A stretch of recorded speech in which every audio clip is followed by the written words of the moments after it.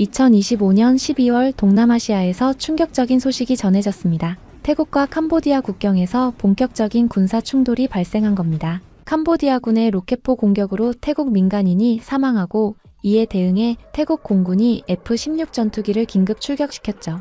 그런데 이번 충돌에서 주목할 점은 태국의 압도적인 군사력 우위, 그리고 그 배경에 한국산 무기가 자리 잡고 있다는 사실입니다. 캄보디아가 예전처럼 강경하게 나오다가 급격히 전의를 상실한 이유는 무엇일까요? 먼저 양국의 군사력 격차부터 확인해 볼까요? 영국 국제전략문제연구소가 발표한 2025년 군사력 균형 보고서에 따르면 태국의 글로벌 군사력 순위는 25위, 캄보디아는 95위입니다. 숫자만 봐도 압도적인 차이죠. 태국군은 총 병력 60만 명에 국방 예산이 57억 달러에 달합니다. 반면 캄보디아는 병력 23만 명, 국방 예산 8억 달러에 불과하죠. GDP로 보면 태국이 캄보디아보다 무려 17배나 큽니다. 경제력 차이가 곧 군사력 차이로 이어지는 전형적인 사례입니다. 특히 눈에 띄는 건 공군력의 차이입니다. 태국 공군은 미국산 F-16 전투기 50여 대와 스웨덴산 제스-39 그리펜 전투기 11대를 보유하고 있습니다. 여기에 공중조기경보 통제기까지 갖추고 있죠.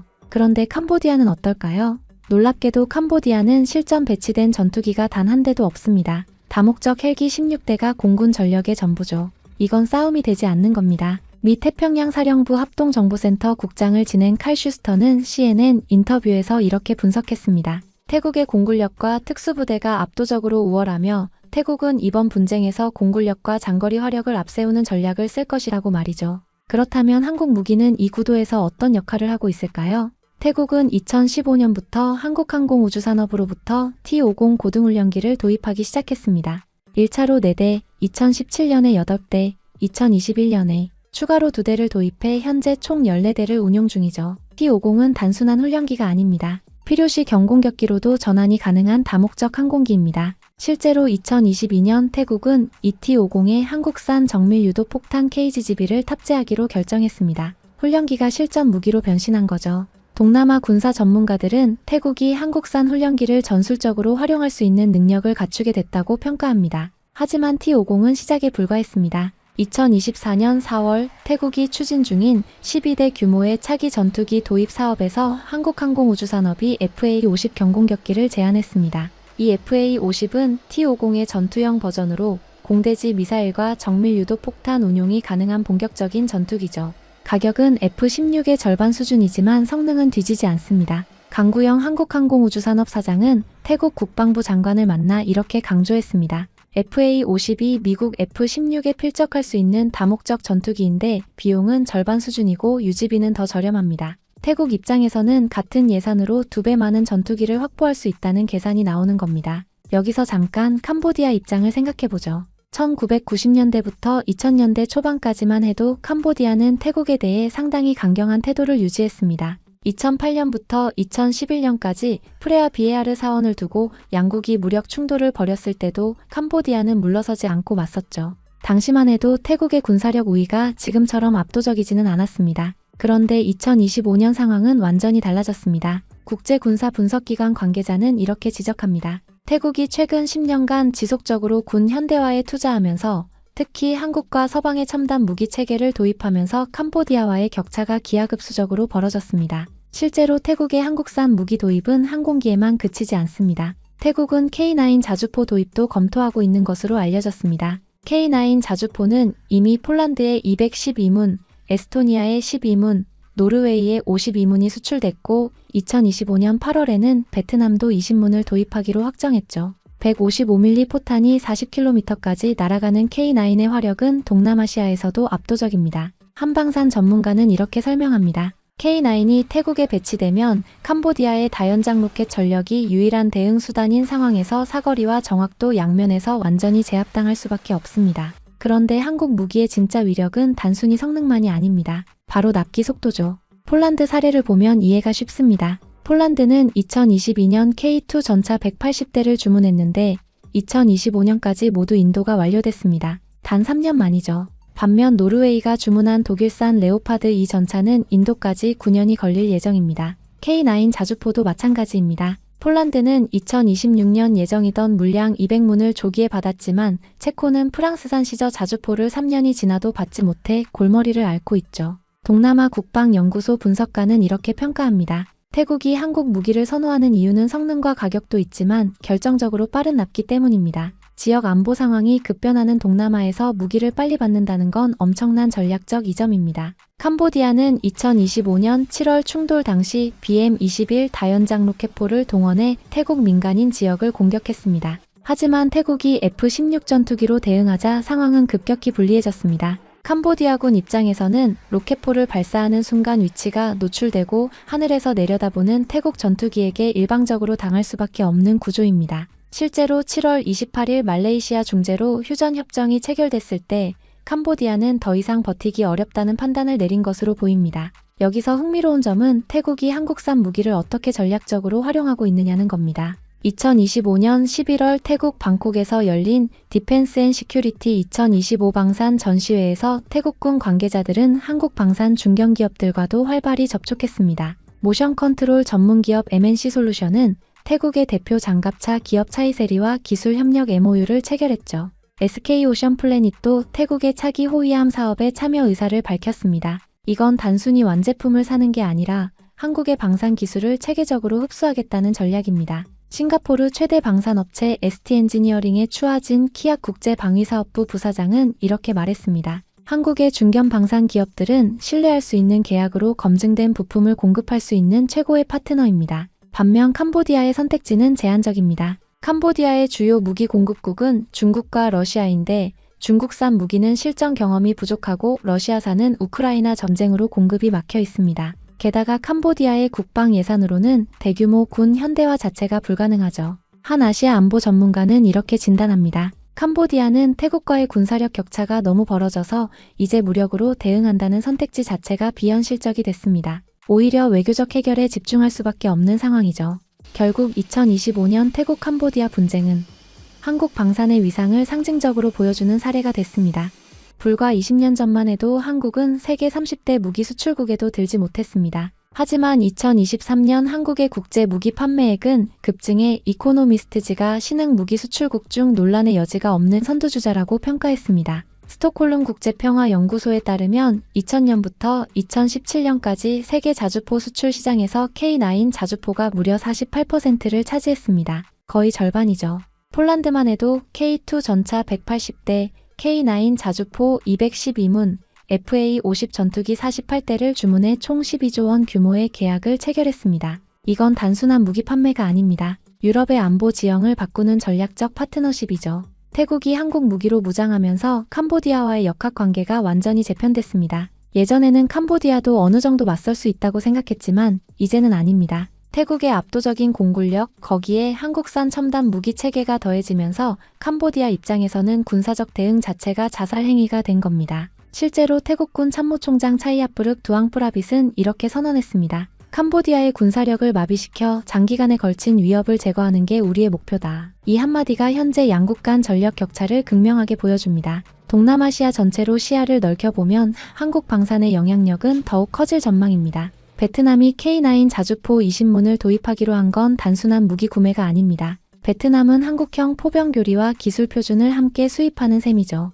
필리핀도 FA50을 12대 운용하면서 나토 임무 완료율 87%를 기록해 나토 평균 77%를 크게 웃돌고 있습니다. 말레이시아는 FA50을 18대 도입하기로 했고요.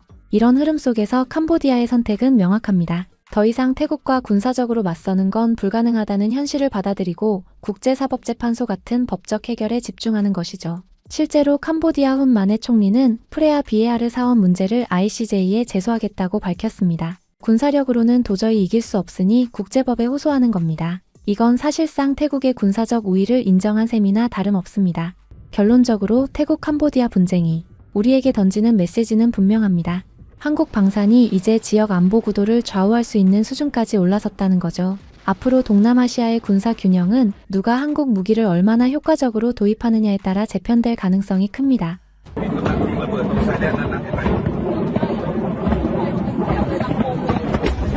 또 다른 전쟁이 터질 징조일까요?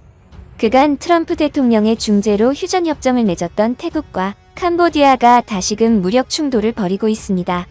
특히 태국과 캄보디아가 최근 대규모 포격을 주고받는 등 긴장감이 고조되면서 전면전으로 확산할 수 있다는 우려가 나오는데요. 하지만 한국 무기를 도입한 태국의 공습으로 인해 캄보디아가 초토화되면서 대반전의 상황이 벌어지고 있다고 합니다. 과연 무슨 일이 일어난 것일까요? 지난 7일부터 재개된 양측 교전으로 인해 이미 태국과 캄보디아에선 사망자와 중상자가 나온 상황입니다. 태국과 캄보디아는 모두 이번 충돌의 책임을 상대에게 떠넘기며 물러서지 않겠다는 입장이어서 분쟁이 장기화될 수 있다는 전망이 나오는데요. 태국과 캄보디아는 약 800km에 달하는 국경선을 공유하고 있고, 이 국경선의 일부 구간은 오래전 식민지 시절에 그려진 경계 설정을 두고 해석이 달랐습니다. 이로 인해 양국 간 영유권 분쟁이 오랫동안 이어져 왔었죠. 특히 유서 깊은 11세기 크메르, 유적 프레아비에아르 사원의 영유권을 두고 긴장이 높았는데요. 최근의 충돌 역시 이 지역 인근에서 시작된 것으로 보도된 바 있습니다. 이런 국경 재조정과 영토 해석 충돌이 이번 사태의 뿌리인 셈인 거죠. 양측의 충돌은 올 10월 트럼프 대통령의 중재로 휴전협정을 체결하며 일단락됐습니다. 하지만 휴전은 오래가지 못했고, 휴전 직후에도 지뢰 폭발, 국경군 재배치, 교전 재개 등의 이유로 긴장이 재폭발한 상황인데요. 현재는 양국 모두 서로를 비난하면서 영토 수호와 자국 방어를 내세우고 있습니다. 중재는 계속 제한되고 있지만 실질적인 해결책은 아직 보이지 않는 상태이죠. 태국군은 캄보디아가 먼저 국경 지역에서 로켓과 박격포, 드론을 사용해 공격했다고 주장했습니다. 또 캄보디아의 선제 공격에 대응하기 위해 F-16 전투기와 한국산 무기들을 동원해 군사기지를 공습했다고 밝혔는데요. 반면 캄보디아 국방부는 우린 휴전협정을 이행하는 데 전념하고 있다며 태국이 먼저 공격했다고 주장했죠. 교전이 3일째 이어지는 가운데 아누틴 찬이라군 태국 총리는 협상은 없다며 전투를 계속하겠다는 뜻을 분명히 하고 있습니다. 화가 잔뜩 난 태국 외교장관 역시 알자지라 방송의 캄보디아는 외교를 위한 준비가 되지 않았다고 덧붙였는데요. 캄보디아 측의 입장도 확실했습니다. 국가 최고 실력자로 꼽히는 캄보디아의 훈센 전 총리는 페이스북을 통해 평화를 원하지만 영토를 지키기 위해 반격할 수밖에 없다고 밝히면서 사실상 협상을 포기하겠다는 의지를 보였는데요. 여기에 엎친 데 덮친 격으로 태국 총리가 캄보디아의 권력자와 나눈 비공식 전화통화 내용이 유출되면서 한바탕 난리가 났습니다. 해당 통화의 여파로 태국은 시민단체와 학생들이 거리로 쏟아져 나오고 연립정부의 핵심 축이었던 툼짜이타이당은 전격적인 연정 탈퇴를 선언했는데요. 뿐만 아니라 군부의 반발 기류와 쿠데타설도 제기되고 있습니다. 문제의 통화는 지난 6월 15일에 일어났습니다. 당시 패통탄 총리가 훈센 상원의장에게 직접 전화를 걸며 시작됐죠. 당시 통화는 공식 외교 채널이 아닌 사적 친분을 바탕으로 한 방식으로 진행됐으며 쌍방 통역관이 참여해 내용을 중계하는 구조였는데요. 패통탄 총리는 태국어로, 훈센은 크메르어로 발언했고 총 통화 시간은 17분이었습니다. 그런데 이중 구분 분량의 편집본이 외부로 유출되며 태국 사회에 불길이 번졌는데요. 유출된 녹취에 따르면 패통탄 총리는 훈센에게 삼촌이라 부르며 친근함을 드러냈고 이름은 직접 언급하지 않았지만 태국 캄보디아 접경 지역을 관할하는 태국군 고위 지휘관을 비판하는 내용이 포함돼 있었죠. 태국 언론들이 보도한 통화의 주요 내용은 다음과 같습니다. 훈센 삼촌, 우리 태국군의 제2군 사령관 같은 반대편 사람들의 말을 듣고 너무 마음 상하거나 화나지 않으셨으면 해요. 그 사람은 멋있어 보이고 싶어 하는 사람이에요. 그 사람 말은 국가에 전혀 도움이 되지 않아요. 패통탄 총리가 언급한 인물은 쓰리스타인 국경지역 최고 사령관 문신 팟강 중장입니다. 그는 최근 언론 인터뷰에서 태국군은 캄보디아와 싸울 준비가 되어 있다는 강경 발언을 한 인물인데요. 이 말을 들은 캄보디아의 훈센은 크게 분노했다고 전해집니다. 이 통화는 사실상 국가 안보가 걸린 국경 분쟁 사안인데 사적인 친분과 비공식 대화를 통해 문제를 해결하겠다는 점에서 비난의 핵심이 됐는데요. 많은 태국인과 보수층은 이 통화를 두고 국가 이익보다 개인 친분을 앞세운 처신이라며 강하게 반발하고 일어났습니다. 총리가 사실상적인 캄보디아를 편들었다고 본 것이었죠. 특히 통화 중에 태국군 사령관을 비판 폄하한 점이 도마 위에 올랐고 이는 군부 및 왕실 중심 세력을 정면으로 자극한 것으로 보였는데요. 결국 2025년 8월 말 헌법재판소는 패통탄을 공식 면직했습니다. 이로써 태국 유력 정치 가문의 영향력에도 타격이 갔다고 평가받고 있죠. 이런 사건이 아니어도 이미 태국은 최근 남중국해 갈등, 이슬람 반군 투쟁 등 안보 위기가 거듭되고 있는 상황입니다. 특히 캄보디아, 미얀마, 말레이시아 등 여러 나라와 국경을 마주하고 있어 군사적 긴장감이 높은 상황인데요. 그런 상태에서 태국군은 강력한 무기가 필요하기 때문에 자연스럽게 K방산 유도무기에 대한 눈길을 돌리고 있습니다. 태국은 이미 LIG-X1에서 생산하는 KGGB를 공군의 F-16 전투기의 실전 배치에 사용 중인데요. 이는 태국군이 성능을 인정한 것으로 대규모 추가 수출이 기대되는 대목이기도 합니다. 태국군은 한국산 무기의 성능을 아주 잘 알고 있어서인지 이번 캄보디아를 공격할 때에도 거침이 없었는데요.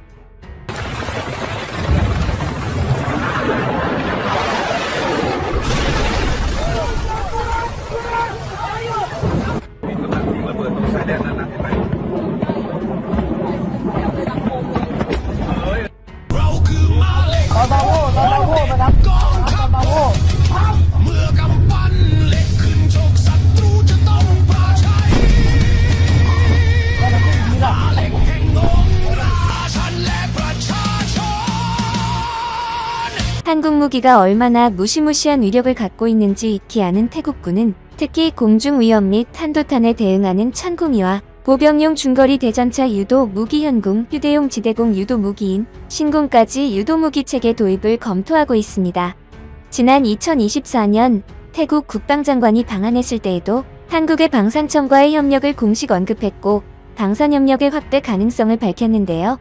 과거 태국이 도입했던 호위함 전투기, 장갑차 등 한국산 장비들에 대해서는 영토 방위에 중요한 역할을 하고 있다고 극찬하기도 했습니다. 이를 바탕으로 추가 협력에 대한 기대감이 존재하는 상황인데요.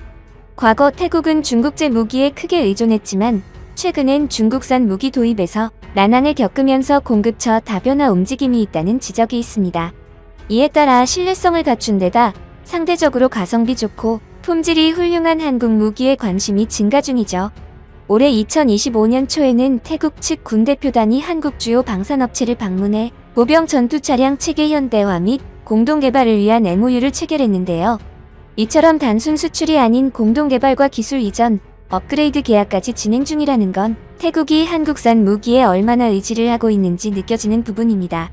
한편 한국산 무기로 초토화된 캄보디아는 울며 겨자 먹기로 태국의 공습에 대응하고 있는데요.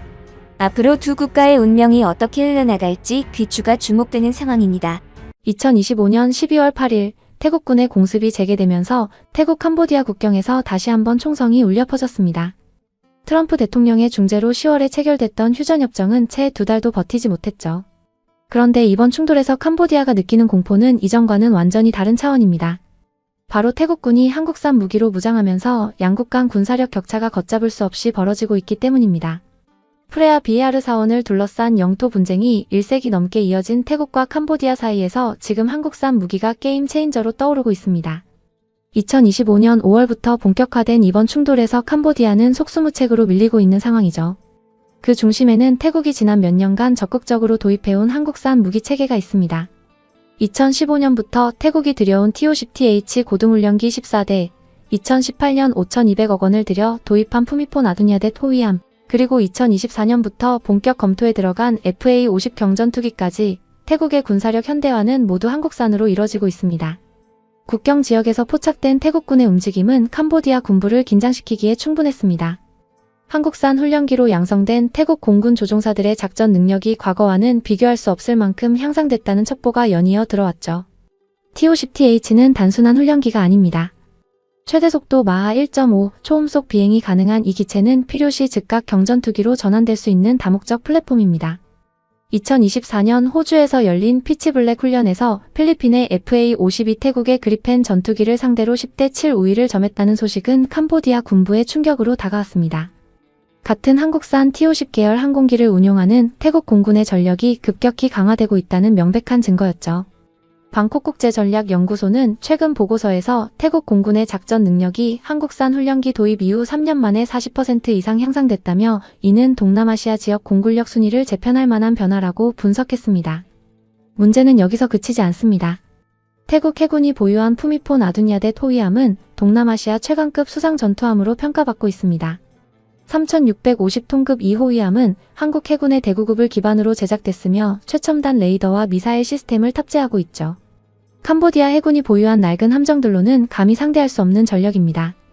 태국 해군은 2026년 차기 호위함 사업에서도 한국산 도입을 적극 검토하고 있습니다. HD 현대중공업과 하나오션이 제안한 3000, 4000급 호위함은 현재 운용 중인 푸미폰 아두냐데탄보다 한층 더 강력한 성능을 자랑하죠. 만약 태국이 이 호위함을 추가로 도입한다면 태국만 일대에서 캄보디아의 해상 영향력은 사실상 소멸될 위기에 처합니다. 동남아안보연구센터 관계자는 태국의 한국산 무기 도입은 단순한 군비 증강을 넘어 지역 군사 균형을 근본적으로 바꾸는 전략적 선택이라며 특히 캄보디아와의 국경 분쟁을 염두에 둔 전력 강화로 해석된다고 밝혔습니다. 실제로 태국은 지난 10년간 한국산 무기에 약 1조 원 이상을 투자했습니다. 이는 태국 방산 조달 예산의 상당 부분을 차지하는 규모죠. 영국 군사 전문지 제인스 디펜스는 태국의 방산 예산이 2017년 7억 9,400만 달러에서 2021년 9억 6,500만 달러로 22% 증가했다고 분석했습니다. 그리고 이 증가분의 상당 부분이 한국산 무기 도입에 사용됐습니다.